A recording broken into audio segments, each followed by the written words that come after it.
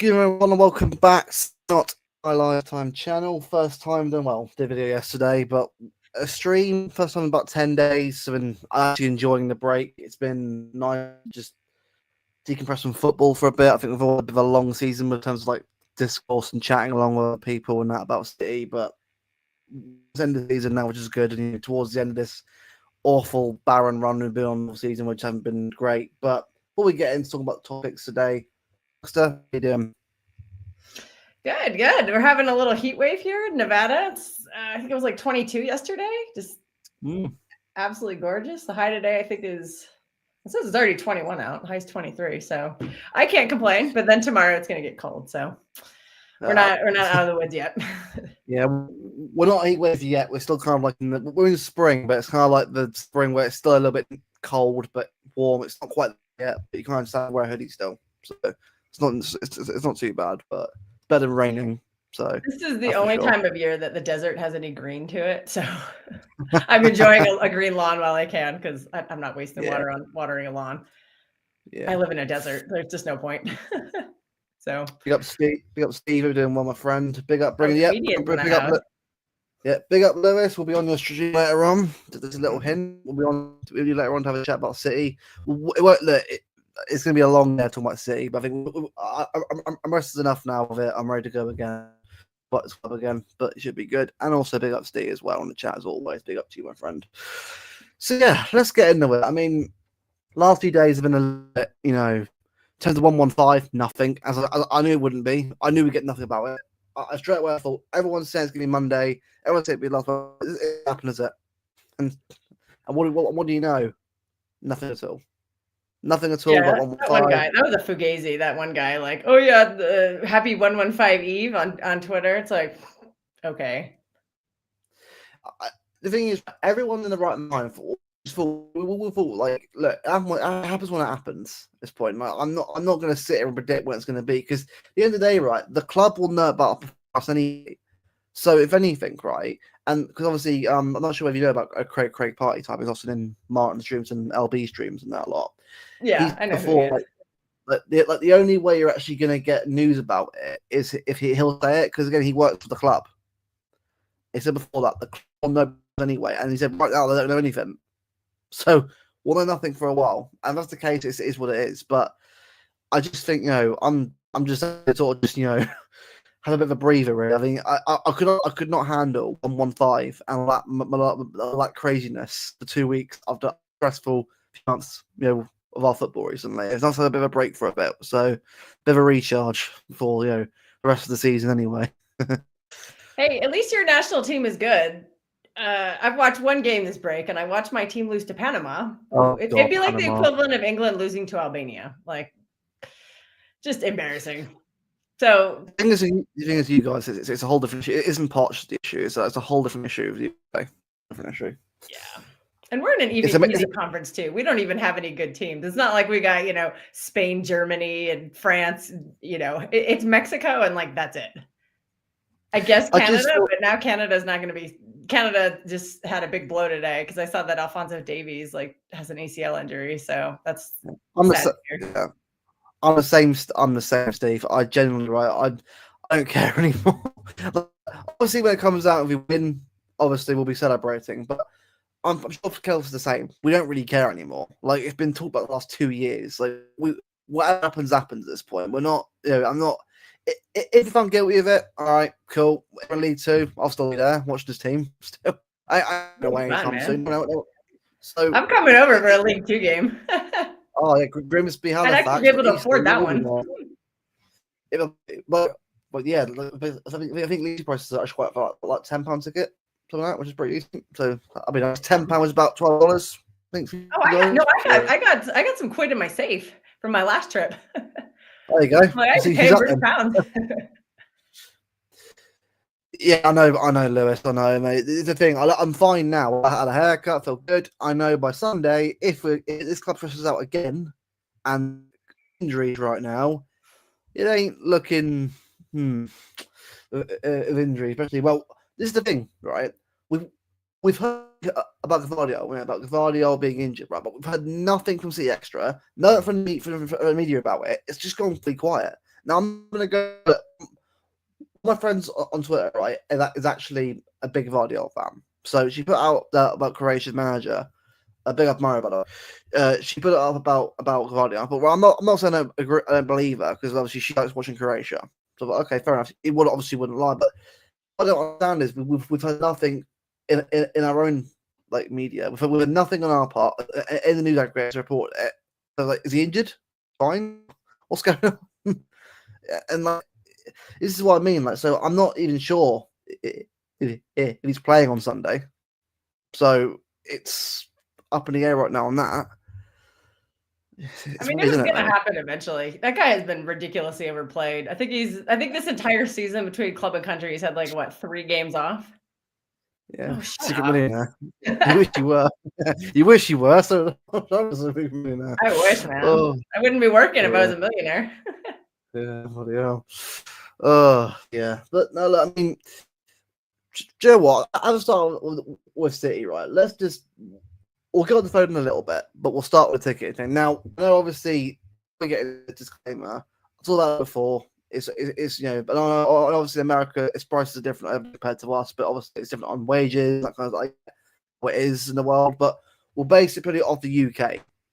I'm not having a good look again. I know it's different whether you work out in Asia, and I'm not comparing it at all. But for us particularly, especially with how we're structured the country of our wages, right, for each job, when you have tickets of £51 for a Wednesday game against Leicester, who are almost relegated pretty much, at this point. £51, which is about I think $60-70, I think, in your currency. I'm not gonna say that's accurate, but I'm gonna go off that for a week game against Leicester. It's just like, seriously, why not £30 or £20? Why not? Why can't the club just make it affordable for fans? Like, surely you want to attract more fans, right? If it's cheaper prices over. I don't get the club. Like, I get what they want to make a global fan base. Like, I get it. Like, especially when you won so much stuff, but you don't rip fans off though. You don't rip everyone off. That's crazy. Especially like coming over it with like the currency, how it changes. It baffles me how the club at times, or at all now, the fans now. I don't know about you, Calx, but it's just crazy now. Well, I mean, we have seen stuff like this in America. Anytime a team builds a new stadium, like I remember this for the baseball team that I follow. They used to play in this really dumpy stadium where tickets were dirt cheap. And then they built this brand new shiny ballpark, and then tickets went through the roof. And it was all good when the team was good, but then the team was really bad. And the place was empty. And so they were forced to lower ticket prices because no one would show up.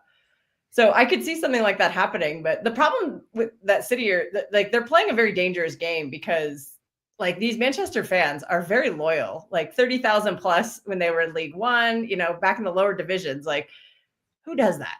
So when you piss off this fan base, they're not going to come back, because at some point, this run is going to end. Like, I'm not saying we're like the team's going to get relegated again and stuff like that, but the team is not going to be this good. They will be a mid-table team, and no one's paying £60 to go see a mid-table team. The tourists aren't going to pay that kind of money to see a mid-table team. And then the locals are all pissed off because they've been priced out. So you're going to have empty stadiums, and it's going to just be a really bad look. So they need to find a balance, and they're not doing a very good job of it. That's just my outsider perspective. Yeah.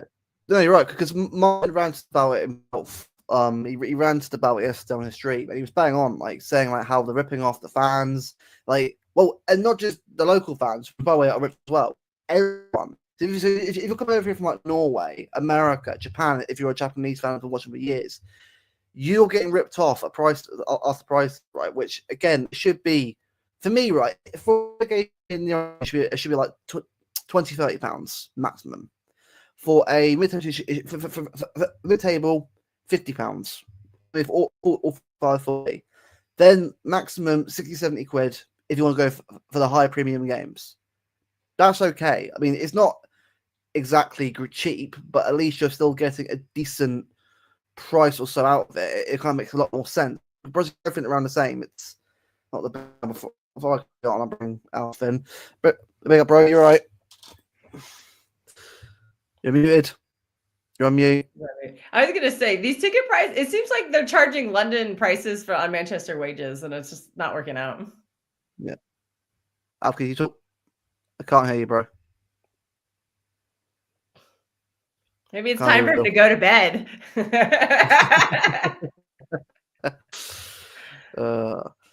Ticket prices will change. Yeah, that's the thing, Steve. I don't think it will change until at least. I think if let's say we start going towards Europa League, then maybe. There you go. A little bit. You're quiet, but I could hear you. For some reason, my microphone was disconnected. I'm not sure why. But yeah, I'm doing well. Just came back from uni and got I'm tired. Maybe I need to go to bed. I literally thought it was 4 a.m. I was like, "Why are you awake?" I didn't realize how early, or like it was. To be honest, I would do that 7 a.m. On a Friday or on a Saturday, I would be up until like 4 a.m. But like not on a weekday, I'd be dead. But the situation is just getting worse, isn't it? Like, I believe it was £81 the latest ticket prices I saw. For Leicester? No, not Leicester. It was another game. I think. Was it Brighton? Bournemouth is 81 quid. Bournemouth. Away? That's no, that's the home game. That's a ridiculous amount, isn't it? Like, especially for how bad we've been this season. You'd think if you have a bad season, the ticket prices go down, not up. The opposite is happening here. And if they want to piss off the fans, I mean, they're doing a good job, to be honest. But the thing is with the club, everything is going wrong. The tickets has been a problem for years now, but people haven't talked about it because we're winning trophies. Trophies stop coming in, so we can still win the FA Cup. Let's be honest, we won't. Let's just be honest, we probably won't. I love to. I love it. We won the FA Cup, be nice to have a trophy. But I don't think anyone is confident that we'll win it, though. No, I mean, look, we'll see. But you never know, right? But I'm like, I don't know because honestly, right, I can't even tell what team will turn up in games now. I can't predict it because we're turning up like 4-0 somehow. Oh, we're out of nowhere. Then lose the next game 1-0. So you have no idea what team's turning up now. It's from when we win games, though. You know when we win games, it's when Pep Guardiola plays with Marmoush behind Haaland and has a solid back four. Problem is, can't have a solid back four if Guardiola is out. Guardiola, he's not the greatest. When are you getting a heat seat? Soon. Trust me out. Soon you will. Too busy mouthing off in the comments.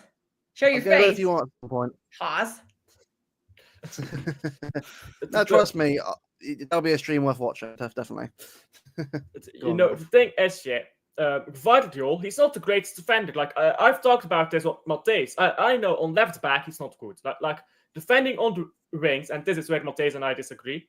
Defending on the wide areas is completely different to defending as a centre back. He's a centre back. Defending on the wide areas, he's not that good. I've said that for a while. I've always said he's good when he inverts and does that stuff. But we're not doing that right now at Man City to begin with. So, sure, he's not the greatest defender. The other options, though, are Ake, who's injured, Nunez, who is, anyone want Nunez left back, or O'Reilly. And clearly, Pep Guardiola doesn't trust O'Reilly, so don't think he'll play. I will play very soon, though. But he won't. No. Big up, Alex, by the way. Yeah, the podcast will come back at some point. Obviously, Alex has been busy, but it will be back at some point. When you get a bit of time, and we'll the lads want to get some point for a proper chat with them and see how they're both doing. FA Cup. Look, the thing is, Adam, I'm big up to you, right? Obviously, I know you're positive. The thing is, right? We would love, right, to win the FA Cup, right? We would love to play really well. Trust me, we'll sit here and be absolutely buzzing if we do that. But at the moment, we got to see a lot of improvement overall and a lot of consistency overall before we start thinking about FA Cups right now. Again, the running mix right now, obviously in the mix still, so it's still possible. But we've got to see a lot of improvement overall, not just at the back, but going forward, consistency across the whole pitch. It's not there yet. We're still having the odd game we're playing well and playing terrible. It's not consistent right now. You know what this conversation around the FA Cup currently reminds me of? You remember in the fourth beat when people were saying if we beat Real Madrid, we're winning the treble, back-to-back trebles. You remember that? People were saying that constantly. They were saying If you beat Real Madrid, you're doing double trebles. People had, without even talking about the FA Cup being guaranteed in the semi-final. We scammed our way through. Let's be honest, we scammed our way through against Chelsea. And in the FA Cup final, we bottled it. We absolutely bottled it. I don't get we never had to delete. The way we played, the way Guardiola also balls a moment, the way everything went there, it was pathetic. So when people are taking these FA Cups for granted, Pep Guardiola has never been a cup manager. He's always been a league title manager. You can point to his tenure at Barcelona and say, well, look at this. He's won a bunch of trophies, Champions League, Copa del Rey, but that was when he was first coming onto the scene. You can't compare that to now when his tactics got a lot more understood.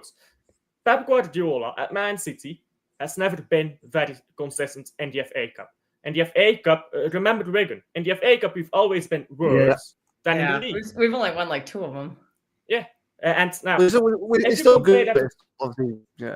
If you compare that with Alex Ferguson was the same. Alex Ferguson was never winning the FA Cup that much. I think he won them 4 or 5 times in his whole career. These managers, they come in, they win the league title. They're not. That's great, by the way, but when we're talking about winning a cup, we're talking about hard to beat first. Pep Guardiola is not hard to beat. Pep Guardiola is, I will outscore you. That doesn't work in cup games when your opponent turns up.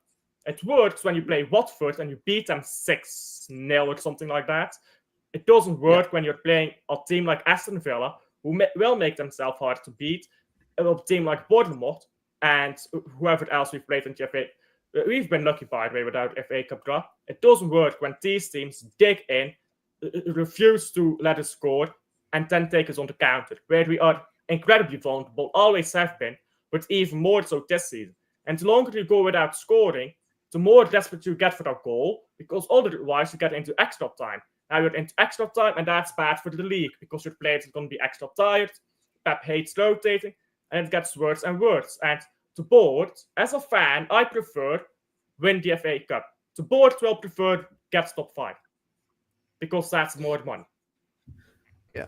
$8.94 just book home food and drink. This is the thing, right? I'm all for protests. A lot of people do that anyway because it's so expensive. I'm all for boycott, right? I'm all for helping out when we can to help out, but the problem is that you have to do it quite a lot to really affect the club. Because the problem is, if you just do it as a group of people, that's not enough. You should have at least half the stadium going out. It's been an obvious change, and it depends. Because the thing is, you have to forget, most City fans aren't on Twitter or YouTube. Most of them aren't. Most of them are off social media. Again, we have no idea what they think. Some might think the same thing as we do. Some might not care.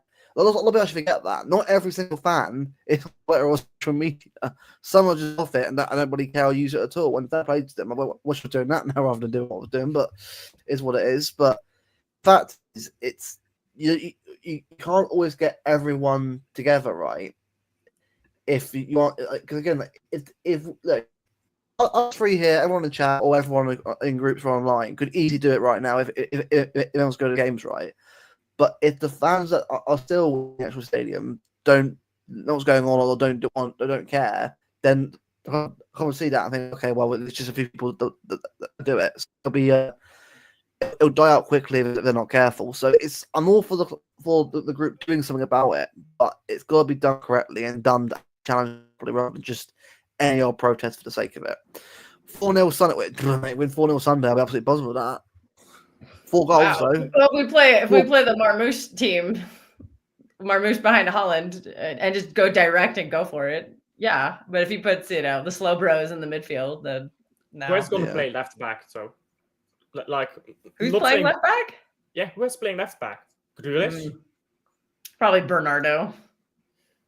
No. Yeah. Club World Cup. Actually, we get him out of the midfield, so that might actually help. But he's going to get on left back. We are not winning the Club World Cup. I think they're just going to try to get out of the group. I think they're just going to lose. I think they're just going to get out in the group stage. Yeah. If you we have literally people, aren't going to have make a sure team you next year. Yeah. If there are people, go and check out the podcast that Tone, Fee, and Martin do every Yeah, week. it's It's a very good fantastic. podcast. It's called And Babel, actually. that It's called City Babel, actually. actually, yeah, it is. Sorry, behind. Did they change the name? I think it's a little. They call it like the waffle was- show, the waffling show. And to be fair, it is a lot of that, but it's brilliant to listen to for about an hour and a half. Isn't that what all I think these What shows happened are? to the Happy Clappers? Be fed up with it. Positivity it isn't going to hurt, but you know, he's right. Pep Bayfield. Oh, I'm really slow today. Gonna comment so come on. Yep. Yeah, Pep has failed a lot in the UCL. He didn't win a single one with Bayern Munich. What are you doing, man? Worst manager Will still ever. be on. To be fair, This got week, destroyed to the Bayern a few times in Champions League. This week, we're doing streams at the moment. It's like I was planning on doing this stream tomorrow, but I know Martin's running at the same time. I don't want to sort of overlap really, so I'm trying to sort of like do a stream where we can. I'll probably do one Saturday with Bevo. I've got to get something sorted out, but trust me, he is still doing stuff. It's just that I wanted to get a stream done at least this week before Bournemouth on Sunday. So watch this. You should be back on Saturday. So, but yeah, that was everyone in the chat. So, well. See much agrees Javel about Yeah, Pep. his style tends to work more in the league than the Cups. But he has won. What has he won? 3 UCLs as a manager? Because he won 2 with Barcelona and then 1 with. Yeah, Nick. Yeah, I think so. Yeah, because look, there's a thing. Even at Barcelona, he did win a Copa del Rey. Was it a first year treble? Was it first year treble? First season it was the treble. Third one was it Like the most elite midfield the sport has ever seen. Busquets, Xavi, and Iniesta. Yeah, bloody hell, that was Busquets. Even today, that's still a midfield that it's hard to match nowadays. I'm not saying our midfield couldn't match that, but the levels that they're showing at the time. It's gone. The way our midfield performed in the treble season was pretty damn elite, though. I will say though, Rodri could challenge Busquets right now. Good. Yes. But Busquets was less versatile than Rodri. Like, you could push Rodri up a lot more. But Busquets was, if you're solely looking at that, like controlling the game, I think Busquets is still the best ever in that. No, this is the thing. I'm not writing. I'm not writing myself at all. Right? At the end of the day, right, anything can happen in football. So whilst we're in stuff, I'll back the team as we always will. But if we're out, we're out. I'm not gonna cry if we go out on Sunday. If we're through, I'll be happy because it's through to Wembley at least, and who knows what happens there. So it's just more the case of let's see what happens Sunday. I'm not going to predict much. I'm just gonna hopefully we see. It's got transfer window. I have more faith in us in the FA Cup than the Club World Cup.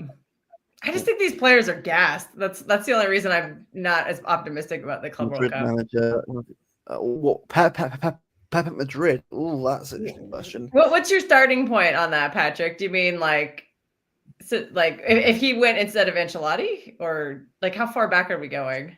The thing is, right, with Pep started playing in Europe, right? Apart from one season, don't worry, he has one Champions League. He's won 2. Is it 3 Champions League or 2 Champions League? He's won. 3 Champions League. 2 as a manager, and I think 1 as a player.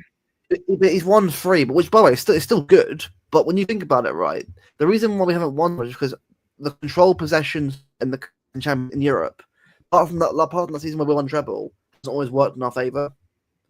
Although, don't be wrong, right, we have actually had years lucky.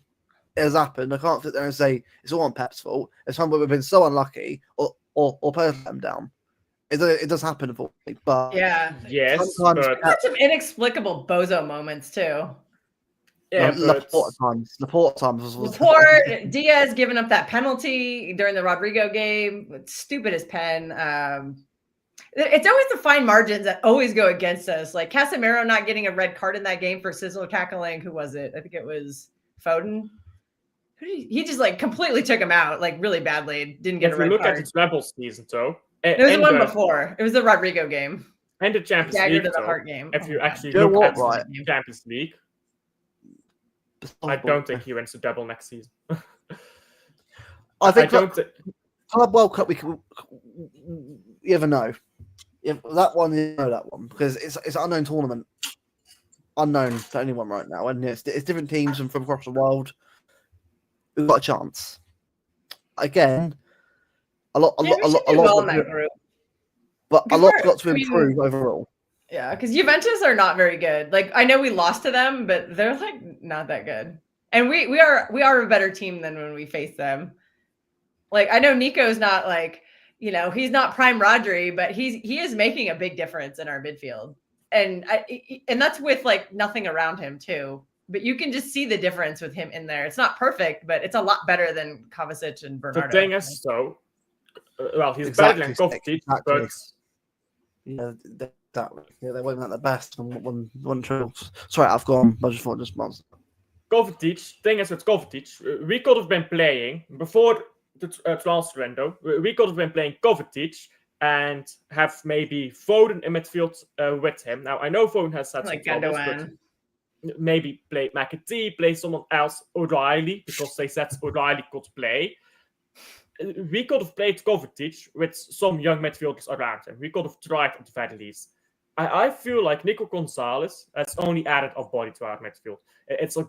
He's decent, don't get me wrong, but honestly, just put Kovacic next to Nico.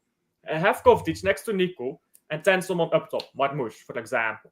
And then put on your right wing, I don't know, maybe Foden, but put Foden on the left.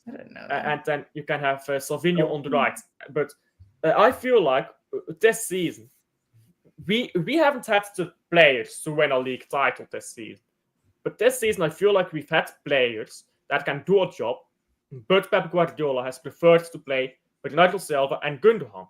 And I believe I went on a stream from Patrick once, or was it Matthijs who said it to me? I can't remember, but one or the other said that basically, if Pep Guardiola was still the Barcelona manager, Xavi and Iniesta would still be playing for the Barcelona, because he can't let go of players. He just can't. We've seen that plenty. When Aguero left, Pep Guardiola didn't want that. The board told Aguero, we're not extending your contract. When Gundogan left, it was the board, it was Tiki actually who decided that. But again, people always say it's thanks to Pep that we're always rebuilding. Pep deserves some credit, of course, for what he's done in getting in new players and getting them accustomed. But one thing Pep has lacked in is getting rid of players. Tiki, at the end of his period here at Man City, he was more so thinking about his holiday resort than about Man City. So the latest transfers from Tiki were just weird.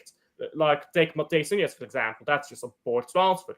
Then Viana comes in, and we're seeing a bit better now from bringing in players. But Bernardo Silva has to go. I know people are talking about Bernardo Silva hasn't watched, he's tired. I don't care, he has to go.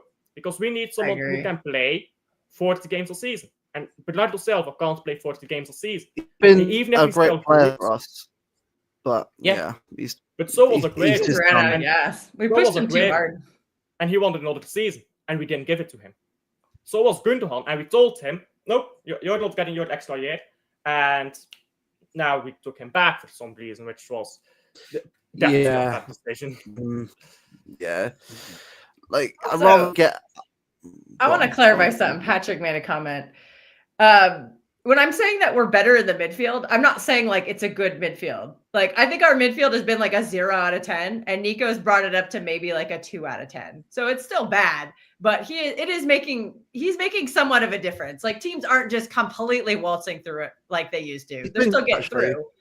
I don't mean it that way. It's just it's like a little bit better than it was with Nico, right? Enough to make a difference. And then Husinov is back there now, and he could turn on the jets, so he can actually stop somebody, because the rest of our back line is slow as shit. So those two players are making a difference. They can't do it all alone, but it's a little bit better than it was. Not saying it's good, but a little bit better. Because with Nico, right? Not judging Nico yet, anyway. Because I think he's done all right with what he has to play with. But I think at the moment with him, I'll judge a lot more when we have better players and around him. But obviously, Marmoush, same thing. Like, he's done all right, Marmoush. But we just play for Haaland. Do it more, please. Stop playing one game Haaland with Marmoush. Let's give someone up. I'm going to have to go now, unfortunately. So I only came on briefly. Thank you for inviting me on, Luke. But of course, man. Marmoush, Like Mush has been good for us, by the way. Don't get why people say he hasn't. Like it's not like you know what the problem is. People thought Mike Mush was going to come in here and be Haaland 2.0. Like he wasn't going to score 20 goals, was he? Not yet. We'll get the best out of him when we rebuild our midfield because no one can get him the ball right now, and that's been a problem all season. Yeah. Even with Haaland as well. Anyhow, I have to school now. Yeah, Thank you for bringing me on. See ya. And I'll see you Time for bed. No. Good night. Take care, man. Take care. Just kidding. Big up, Alf, man. Well, okay, Patrick. I see your comment in there. And then when Rodri comes back, that 2 out of 10 will jump up to at least a 7 out of 10. And a 4 inverse and suddenly a 9 out of 10. As far as I'm worried with this, no. I think that report from Italy wasn't accurate. Apparently. I fell for that yesterday. I hope that's true because I'm thinking seriously. I think he's can play with me. Again, I'm not asking to come in and be a star. By the way, I just want a little bit of a cameo every now and again. Again, I'm not asking for a start right now. I just want him on the bench, playing now and again, bit of confidence. See how he does. But again, I know it's probably not going to happen to this World Cup. But we'll see what happens. He should stay with us. He should be going to the Club World Cup because what is it, like a Moroccan team, and I don't even know who the other team. It's Juventus and like 2 teams I've never heard of. Like he should be good enough to start some of those games.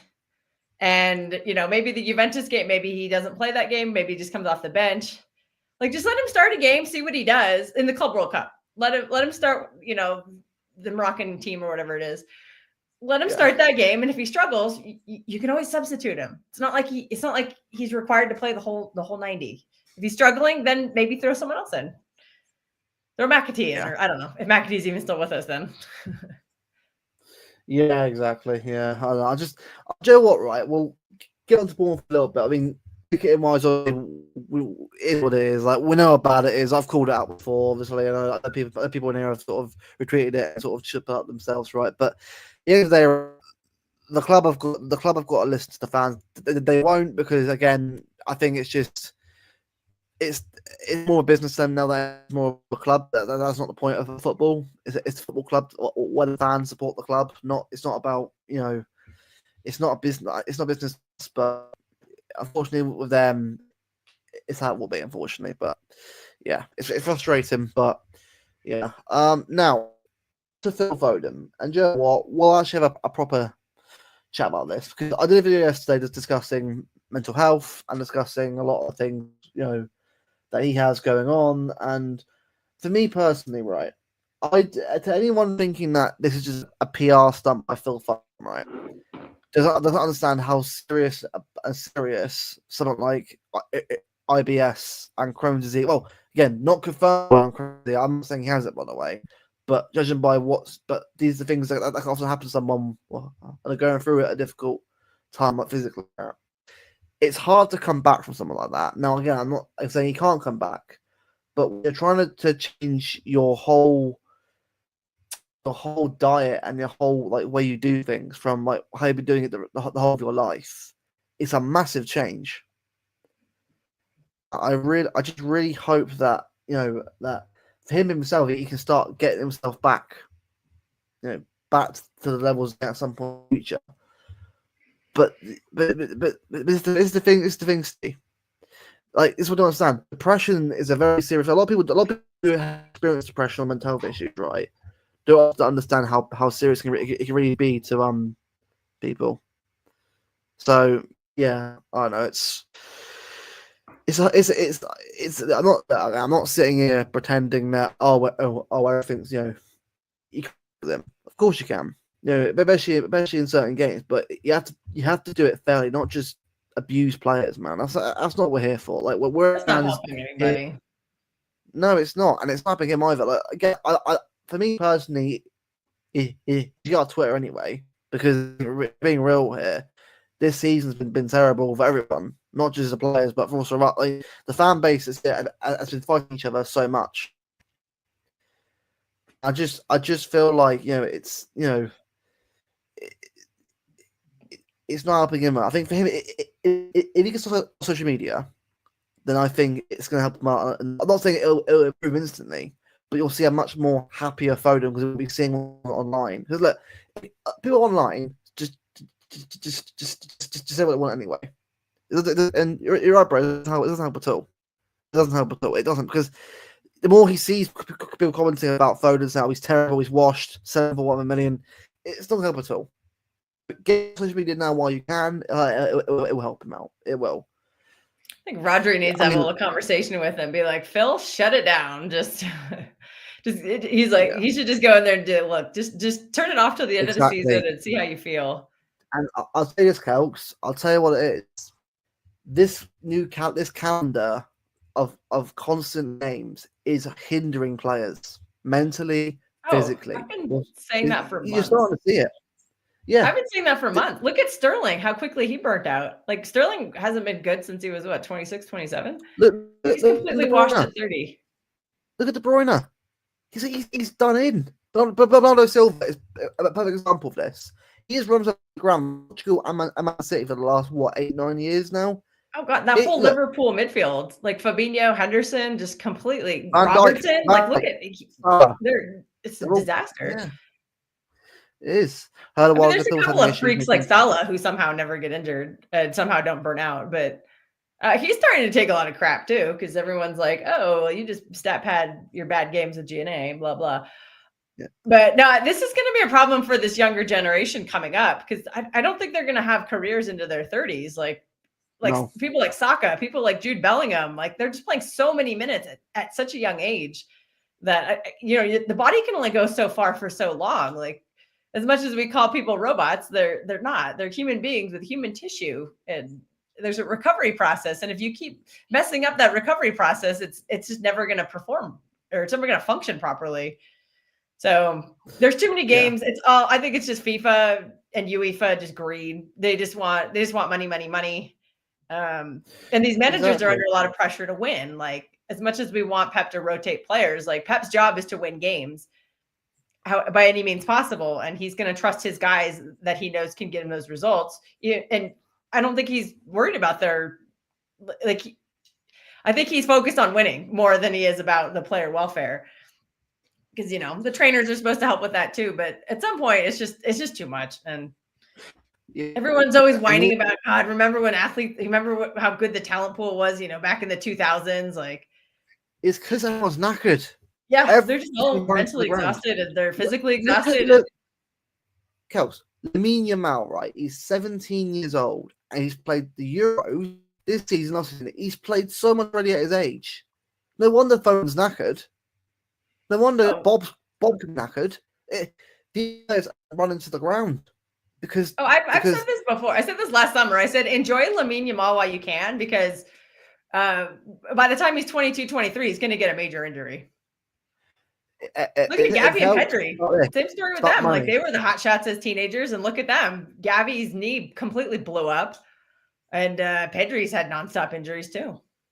I mean, Nick, I do agree. I think the thing is with Phil, I think what's happened with his appendix and also his dietary change is obviously affected him mentally as well.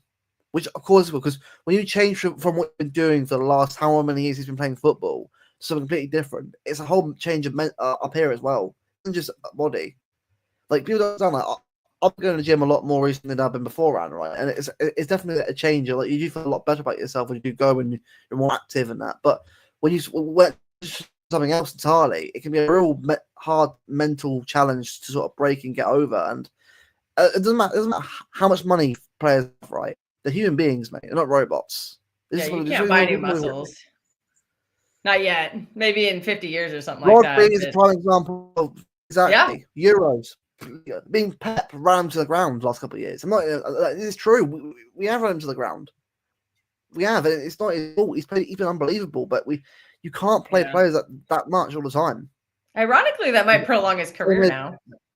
Exactly. He got a year off, so because he probably didn't just have the knee injury. He probably had a bunch of really tiny, small things that were slowly building, and would eventually just die off. But a year off maybe can heal some of those things.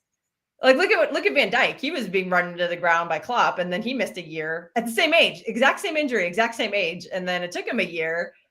He had his year off to recover his knee, and then it took him probably 6 to 8 months to kind of get back into form. And look at him now. He's one of the best center backs. He's back to being one of the best in the world.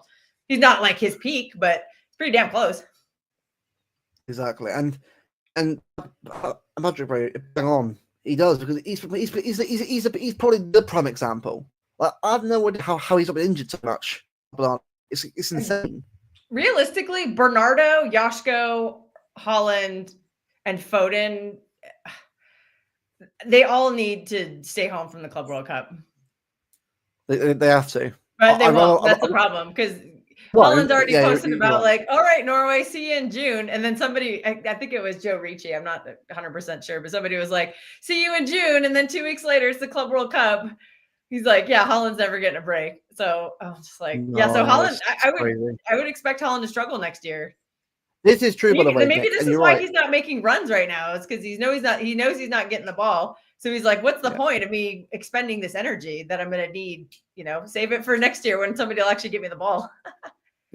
And the thing is, right, you know what, Nick, you're right. Pep has been good in cups. Like, you've been like, we have gone pretty far in cups before. Like, league last year, not so much. I get it. FA Cup, definitely a lot better than previous. Like, obviously, a lot more semi-finals and finals than been before, and obviously a win as well. But it's right. The squad had knackered for the last couple of years. Like, last season, I think for me, last season, we were lucky that Rodri and Foden stepped up. They carried the team. They literally carried the team to a title. The two of them. Yeah, I mean, like we got lucky. You're right. Like the thing is, players now. I mean, I'm surprised players like Otamendi is still playing football. Like, he's 37 and still playing football. Last night, he kept Argentina against Brazil at 37 years old. He's still playing football for Argentina. A different league probably helped too. Staying in the Premier League is just much more difficult because it's like the toughest league in the world.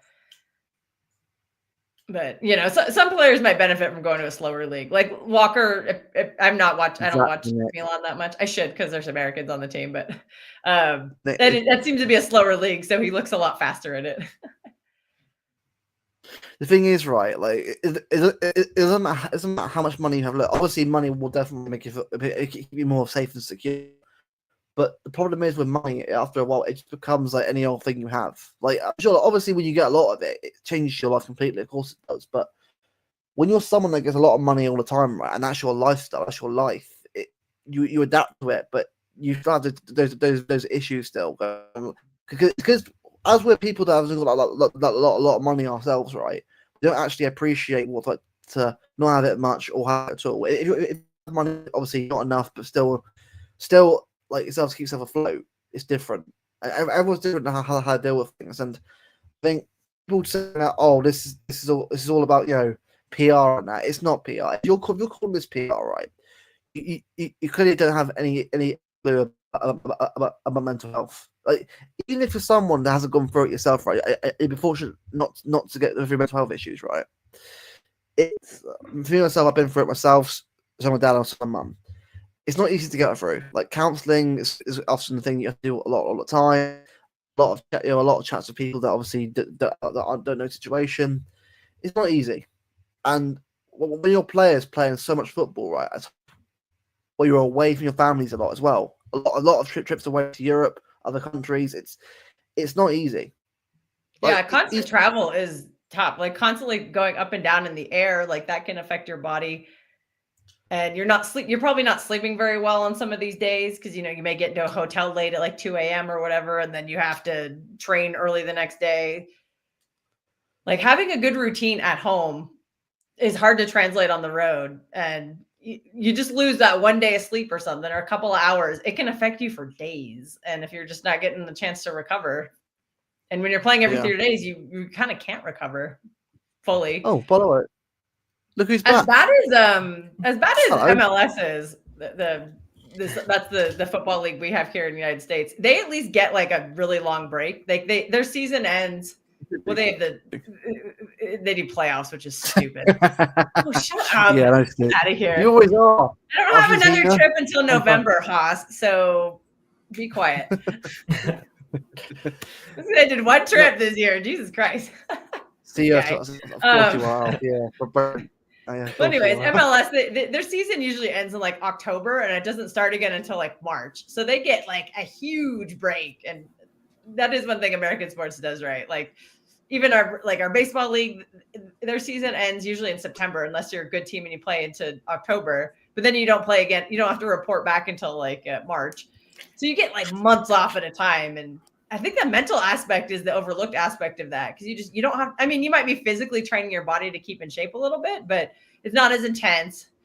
And you just mentally don't have to think about, like facing anybody. You don't have to think about facing opposition. You don't have to think about like, training and stuff like that, like training with your teammates, like the physical, like the really like the contact stuff. And you can actually go see your family and like go take a vacation and just do all that good stuff. That's crazy, by the way. At 300 games. Yeah, I've said this for a long time about Foden's whole season. I think we should just shut him down for the season. I know it's not going to happen, but I would shut him down and just let him go figure this out. Give him the time he needs. This is clearly whatever this is we don't know, and we don't have the right to know. It's not our business. But let him go figure it out with his doctors, with the team. Yeah. And just take the time off and just take time out and get yourselves look. I would say shut him down right now and don't bring him back until August when it's time to start to get ready for Premier League the next season. Just give him that time off. Let his body heal. Whatever this issue is, let it heal. That's not it's not always a linear path. It's not just like, okay, you take a medicine and it works. Like sometimes it may take multiple medicines. If he does need to change his diet, that can take a long time to like unlearn your old habits and form new ones. So I would just give him that time. That's the thing, Patrick. That's the thing. And I don't think he's helping us right now. This is like a shell of a player. I keep hearing it's like playing with 10 men. So I don't even think he's helping us right now. Like I think McAtee could be doing what Foden's doing right now. And I don't even rather him time off. Look, for me, right, look. And I was saying just now about it, like I've seen what it's like to have issues like with bowels and that, and when your whole diet changes, obviously, what you have for like. Bear in mind, he's grown up right with having certain sort of foods now, certain sort of diet, certain sort of way of doing things, and then when something is forced change on you, it can affect you mentally and physically. It's a whole different change for you. And again, when that happens, you have to take time out to process and come back again with a different way of doing it, obviously. And look, it doesn't mean career over, definitely not. But it's not as simple as change. That's it, done. And especially as well if you're going through a lot, because very much a lot of IB issues like stuff to do with Crohn's disease. It's what he's got apparently. I'm not saying he's got it, by the way. It's what we're going around. It's really painful.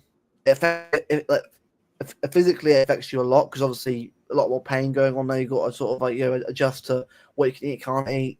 It's much mentally it affects you in that way. And hydration is probably a big issue too, because if you're losing a lot of fluids, a lot of weight. A lot of weight as well. That can take a lot out of you. Weight. Well, someone was saying right last season, he had a lot more of a physical presence, right? Obviously in himself. But if you look at him now, he's lost some weight. Yeah, he's a lot smaller. And when that happens, it's not just he's let's say he's slimming down a bit. He's not doing that at all. Oh God. So right, yeah. Go on there. Steve's gonna be asking me the link next so you can make fun of me. Steve, exactly. There's something going on because like so many players are just playing when they're not able to. Like Nathan Ake was clearly playing with something for months. I think Akanji's been injured for a long time. I'm convinced Ruben Diaz is not healthy right now, and they all just wanting to play. And I think they're worried about their spot or something. But I just this playing injured thing. I don't think there used to be like a nobility to it. Like, oh well, you're just doing the right thing. Blah blah. It's not. You're just hurting the team right now. I mean, maybe for a final, that's a different story because, if there's one game left, it's like, yeah, let's give it our all in this one game. But it's like, we're clearly not in any finals. We still have, 8 games to go in the Premier League. Whoever knows how many more we have in the FA Cup. So it's just it's just not helping when if you're not healthy. We have bodies in now. I know Pep doesn't want to trust them, but he does have them available. And he has to start trusting them. If you want to give Phil the rest, which I'm all for, whatever, I'm all for managing his minutes. We'll get a guest star. We'll get Katniss on. then give Eddie a chance. Then give O'Reilly a chance. McAtee a chance. just give some different players a chance because it can't. I'm not asking to. Oh, here we go. Right, we're interviewed before we ever say that every time we get about return. Exactly, and it's a vicious cycle. And I think the only reason Husanov is playing right now is literally because of Kanji and Ake had surgery. Otherwise, those two would be trying to play, and Pep would keep playing them when it's clear they can't run. Like Ake has not been able to run for months. Like you just watch him try to sprint, and it's just like painful to watch. Like he shouldn't have been playing because they're also risking their careers too. Because these guys are older, they're risking their next contract for what? Like I don't get it because it's not just the older ones. They have one last payday in them, maybe. It's not just the older ones though; the younger ones as well. Look at Rashford. He was a really good talent when he first came through. We clone on him now, but when he first came through, he was really good. I would have taken him at Man City back when he was younger. But look at how drastically he's fallen off. Now he's had managers, of course, but he's played through a lot of injuries. Playing through injuries, it destroys your body. It really does. There is nothing noble about ruining your career. There is no nobility in that. There is no honor in it. A lot of people say it was honorable for was it David Villa, I believe it was, when he played the Euros final on an injury. People said that was honorable. No, it wasn't. Sorry, it was the World Cup final. There was no honor in that. He was hurting himself. And let's be honest, that Spain team would have won anyways. The thing is, when you have these players playing so much, Foden, Haaland, they're getting worse when they do that. You look at Messi. This is why Lionel Messi and Cristiano Ronaldo ended up becoming as good as they were. By the time they were 20, neither of them had 100 games. But from the time they were 21 to the time they were 30, they played more games than anyone else ever did in that age bracket. Why? Because they didn't play when they were teenagers. If you play a bunch of football as a teenager, it destroys your body. You're not ready for that professional football. It ruins your body. And that is why no one will have the longevity of Ibrahimovic, for example. Ibrahimovic, the moment he had the slightest injury, I'm not playing. Because Ibra knew, smart. I'm playing on an injury, that's going to fuck me up long term. He did not play the moment he had the slightest injury. And that it was for Sweden. That was the only time he would play on injury. But okay, if you play on injury for the national team, I can understand that.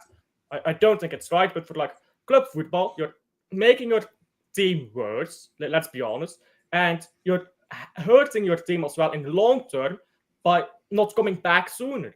Take Ake. Now, I do believe Pep also pushes these players to come back sometimes, but at the end of the day, as a player, you have to say, no, I'm not fit. You have to say, no, I'm not fit. I'm not going to play. And if they don't do that, if they're failing their starting spot, ask Pep Guardiola, listen, I'm not fit right now, but if I come back in a month, can I start again every game and I'll be good? Get that assurance from Pep. At the end of the day, Husanov playing good should not scare someone like Ruben Diaz. Because Ruben Diaz in 2021 was the best defender in the world. Erling Haaland, I mean, he's not scared of anyone. He's just playing because he knows we're fucked without him. And every game without him this season, we have been worse just playing because there's less space in midfield. People don't talk about that. Just his presence on a pitch makes him useful to us, even if he has a bad game. Now, he also has good games, even when he doesn't score. Haaland next season, I don't want him to play in pre-season. Maybe 20 minutes pre-season. I want him to, in Premier League, play maybe 60 minutes in the first 5 games, get substituted off after 60 minutes, bring on Marmoush. That's Haaland's rest. Or just these players need to get rested. In the striker. Yeah, have Marmoush in the striker for the because that's what we brought him in for, isn't it? To have depth in that striker role. Like, obviously, he can play as an attacking midfielder or as a left winger or whatever. But we brought him in to give some depth to Haaland, to have a Haaland's backup and someone who can rest Haaland. So rest these players. They are not fully healthy. None of these players right now, I think, is there any player right now in our squad that starts regularly? I'm not talking about bench players. That is playing regularly. That is healthy right now, 100%. I don't think so. No. Probably not. Well, look at Haaland. Haaland's been lucky he hasn't even been out for obviously he's been injured at some point in the season, but he hasn't been injured for that long. But we're lucky he hasn't been injured himself a lot of the time. You know what I mean? So I wonder if it's because he's not sprinting so much. Oh God, he's right. a troublemaker. Did you say he is the Foden hater? Is that what you said? No, I said the troublemaker.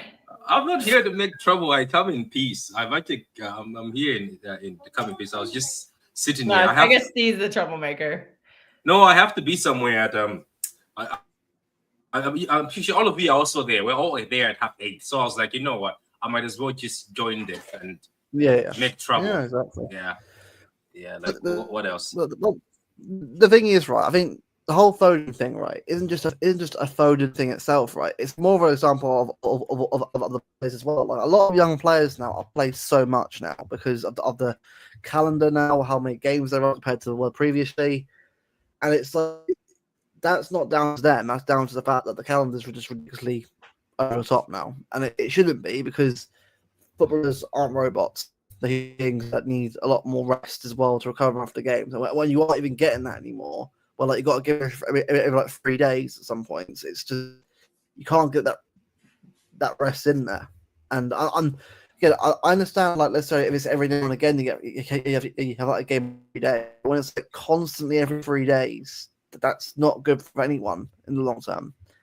So, and look, obviously, I can't see it changing anytime soon. I really can't because the amount of money in football now is ridiculous, and it's going to get worse as well. Also, these rules are kind of based on revenue, and so it's in the owner's interest to maximize revenue to comply with these rules, so they can spend more money and get more top talent. And the only way they're going to do that is more games. I'm like, get more sponsorships, man. That's what's white, though. That's what's white they want these. It's also why the ticket prices are going up. It's all just revenue based. Ooh. What's the hairdo guy? Didn't he also say Rodri a couple weeks ago? Well, from what's been said, I think Foden's going to get a long-term deal as well, similar to Haaland. Again, I'm not against, but it's kind of, I think that's the wrong time to do it, though, for me. With Foden. I probably would say, right, get you back on the level again. Then say, right, now's the right time. Is that 10-year deal? Don't do it now. The last thing you want to be doing right now. And look, I'm not a little bit about marketing yourself, right? Do it when Phil's back on form again, back to a good level again. Not asking to be like, Messi level, but like to a level you know what good Foden can be. Then do it. Then say, right, here's a contract. Because if you do it now, it's going to look really weird. The moment this Real Madrid 115 news. The moment 115 news drops, Foden needs to sign a 150-month contract. Oh god! I think I think the fact that Real Madrid are now poaching all these players for free. I think City are going to start handing out the longer-term deals now, just to guarantee they don't lose anyone for free. Like I think they're going to have to give Joško a new contract right away. Sure. He's going to go into year 3 over the summer, so they need to give him a new deal. Yeah, but I don't think risk losing him for free. Chaos. I don't think Madrid are coming for Joško. Yeah, they are. Why would they? No. Because they don't have any. Who's their left back? Guardiola's not that good. Also, they need new center backs. They'll play him as a center back. They'll get. But also we're not that. Yeah, they've got Rudiger and the guy. I'm not going to say his name. He could be playing for Prison FC. We'll just say that. That guy. Yeah, Asensio. Yeah, that guy.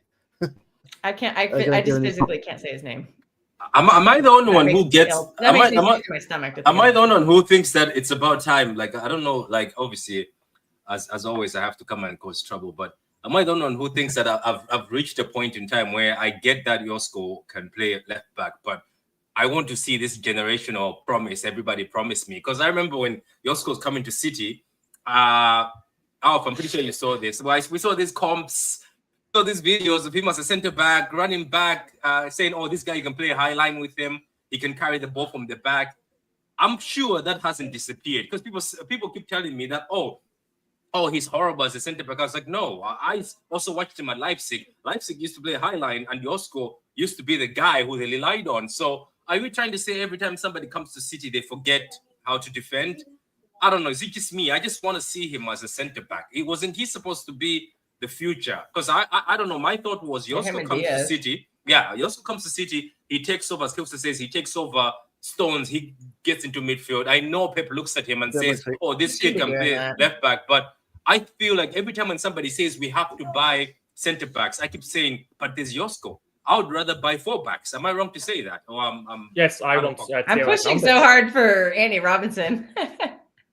He's the one I want. He would be really. He can cross the ball very well. He would cook as a left back under Pep. I think we need him. No. Is it? He half of his. You know that when they're making the team of the season, Robinson is actually the most consistent fullback. He's got 10 assists this season, and he's one of the highest in defending. People, I think, underrate him just because he's at Fulham, but I think Robinson comes into this City team. We get somebody who's as fast as Walker, but better creative-wise, and he's very competent. He doesn't lose concentration. It's just, unfortunately, I don't know why we don't look that side. It's just, I just want Joskos as a centre-back, and then we get 4 backs. I don't know. If you had Jedi Robinson as your left back, then you could theoretically start Marmoush as left winger, which frees up a slot in the midfield for someone. And then Marmoush could just tuck in and Jedi could be on the outside crossing the ball in. Like that would work. That would work really well. Yeah, I think for me, right, I want to get back to that like conventional fullbacks and actual a proper, system and play. I think the way we are now, right, especially with Haaland, right, we need fullbacks and wingers now because I think we're playing right now. There's width, or there is width, but the wingers haven't got support players around them to sort of overlap them, so they can get in the box and work together. All right, Doku and Vinho are both show glimpses of what they can do, but it's not on a consistent basis, and that's where I want to see both of them really get that consistency in. Look, we've got a wing parent now that, if it's done correctly, could be probably the best in the league. The problem is that they're both very erratic, very young and inconsistent. Yeah, which I'm not against, but like when you haven't got Jack, when Jack's not even playing anymore, and he's on the door now. When Bob's not even getting any sort of any bench time yet or game time as well, EDS team, but not actually probably on the bench yet. We think that are going to be consistently up there and performing. When you haven't got that right now, you're relying on a midfield that's kind of like it's outdated now, or players are out of form. It's not working. We need consistency from somewhere. We need a box crasher for Doku because he does put decent crosses in some of the time. The couple of decent ones he does, no one ever shows up for. So Gundogan when he was younger, you used to do that a lot and did it perfectly. So Rodri can do it a little bit too. A little bit. But Rodri needs to stay back. I think Rodri needs to stay back a bit. Like he can push up, but like if you have cover 50 seconds to Rodri, okay, push Rodri up, but. Actually, no, Nico, because Nico can cover ground better than Kava. Kava is just bad defensively as further back. Yeah. So. Yeah. I just don't think he's good. I don't think he's bad. I just don't think he's. I don't think he's bad. I don't think he's good enough though. He's no threat in the box though. That's the problem. Like, in order for this whole thing to work with the wingers, like crossing into the box. Like you need people who are good in the box, like who can actually score in the box. And like Bernardo doesn't do that anymore. Gundogan doesn't do that anymore. Kovacic has never done it. So if like that's our midfield, like this whole plan is just not going to work because there's just no midfield. I've been saying that this whole season. I'm like, we have no midfield, and that's where everything starts and ends, and all of our problems are because that midfield just can't do anything. You know what? Is Camavinga the answer though? It's what's the answer? Who? Is Camavinga the answer though? No. Any questions? I don't think he is. If you're worried about injuries, don't get Camavinga. That man's injury record is Camavinga or Cambiaso? Well, both. Both of them are injury rated. You know who we really missed out on, honestly, is Jude Bellingham. Yes. Crash in the box. That would have been the perfect. I'm just saying now, right? I could see what there. Someone who can crash the box. Like you got Foden next to him as well. Foden would be a lot better with next to him because you've had someone who can play the ball off. You got Bellingham and Haaland in the box getting the crosses in. You got people to aim at. I'm not saying Jude's a player that would have immediately basically saved us from anything, but he's done a lot better than we've got right now. And that's what we need. Look, I think Vert's definitely is. Look, Vert's the one because right now we're hearing different things every day now. Like apparently he's interested enough. Apparently it's not consistent right now, and I can't really sort of say anything. No, I don't think he will. I want him to come, but I can't. I just can't see it happening. I can't because there's a lot of questions still going around. Him and Foden feeding off of each other would be really interesting because it would be brilliant. It'd be just like for Germany with Wirtz and Musiala, because Musiala and Foden are very similar. So you know what we need right now, I think, in that midfield? Obviously Godfrey, but like what we need is, I think Luke said this once on a Blue Friday show, like have those 2 8-10 hybrids like we had in the Centurion seasons. I believe he said that on Blue Friday show once. About De Bruyne and Silva, yeah. Have Wirtz and Foden. And Wirtz, that, well, if we get the Wirtz in it. But then Wirtz, the backup for Wirtz is De Bruyne. Because I still believe, give him 30 minutes, he can perform, but no more than that. Yeah. And then Echeverri as the backup for Foden. Basically, someone who can play make from deep, and someone who can do those short passes like Foden can, has that bit of finesse about them, and put them together, have them control the game together with Rodri behind them.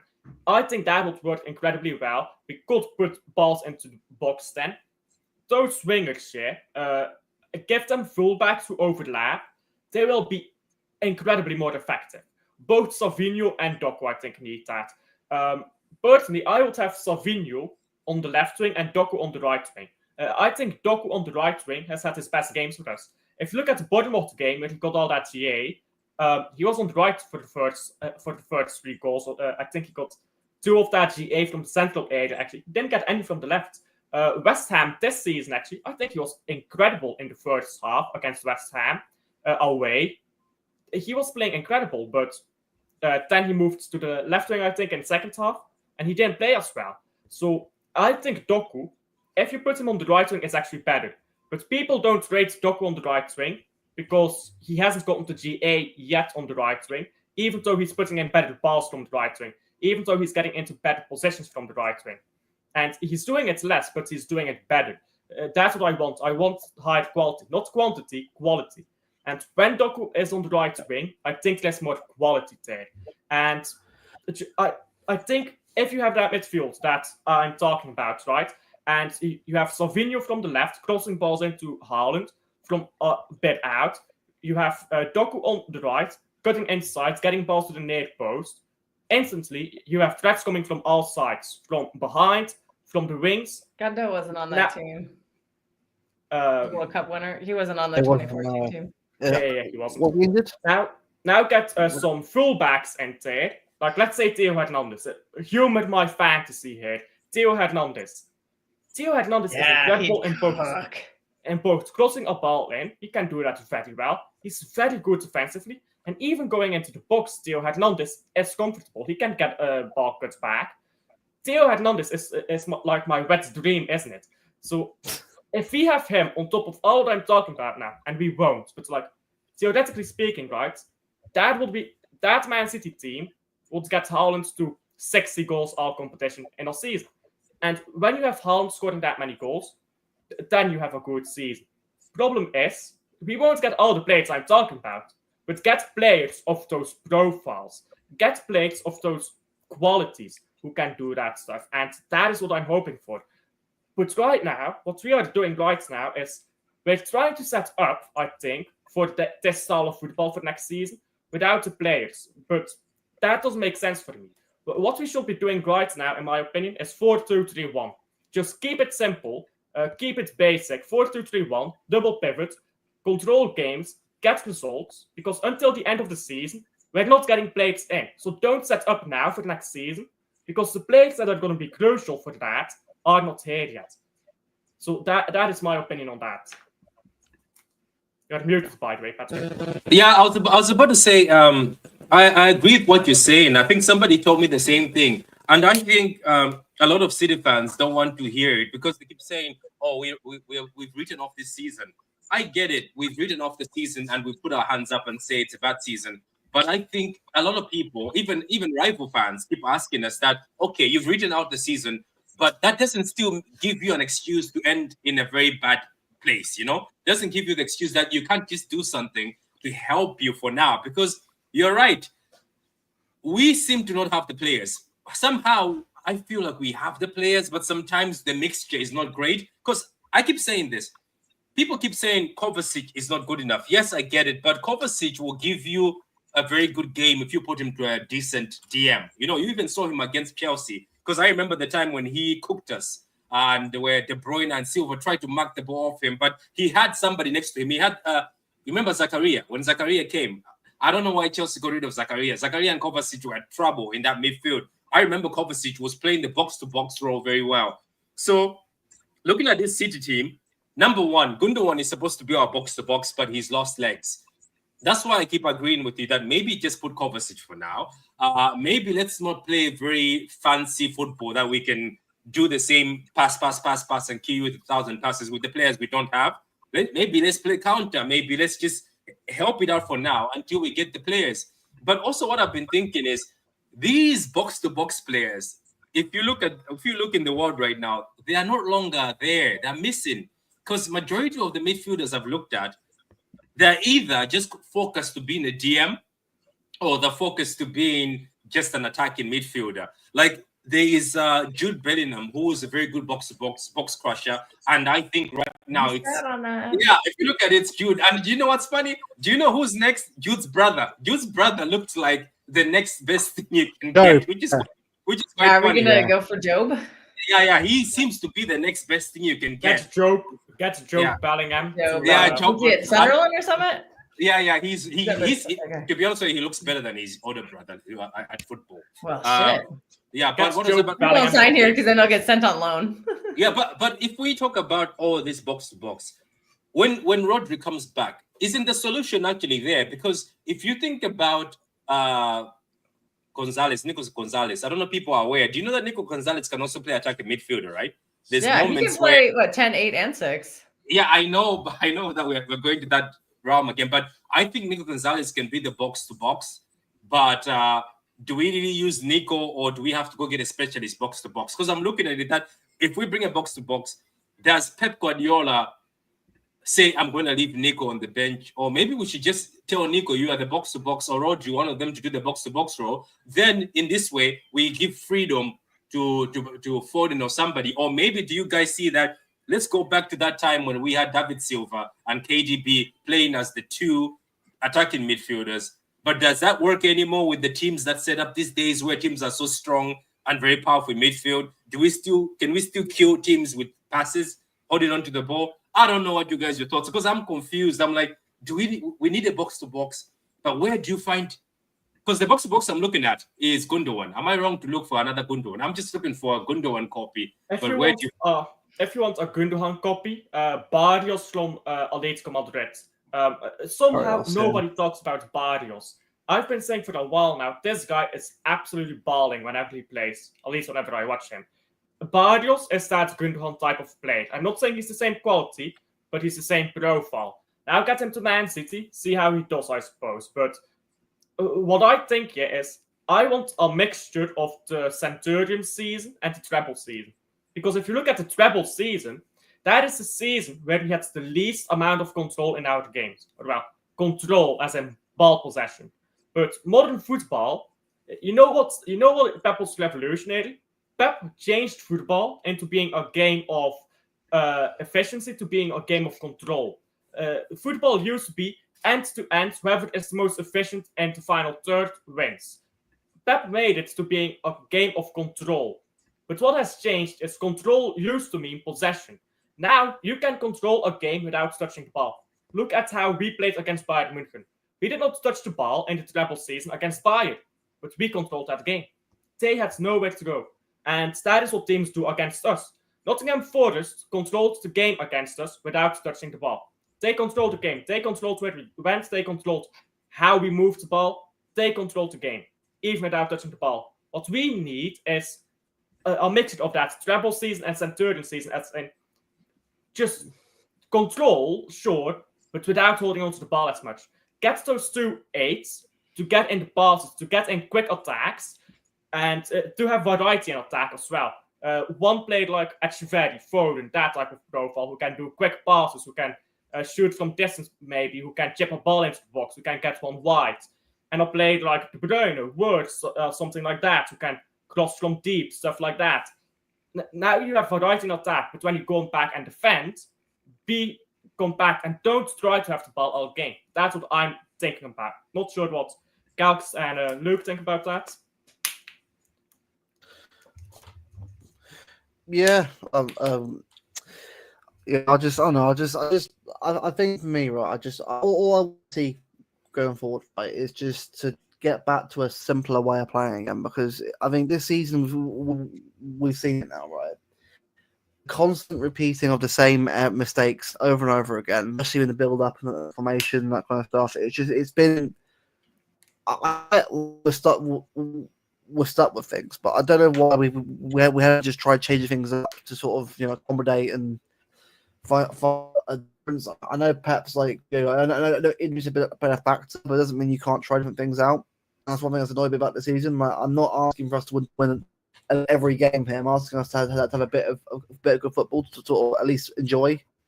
So we can at least end the season on a high rather than have to just say random stuff where every game is a random result. It could be 0-0. We could win 4-0 against Newcastle and draw somewhere up to Brighton too. Great for gamblers, though.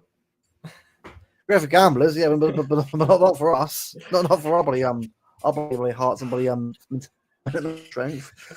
It's just because honestly, right. I'll ask you guys this: Bournemouth on Sunday. Generally, how do you actually all feel it, really? On Sunday, how do you feel? How do you feel we're gonna do? I'm scared. I'm gonna have to go for it lineup.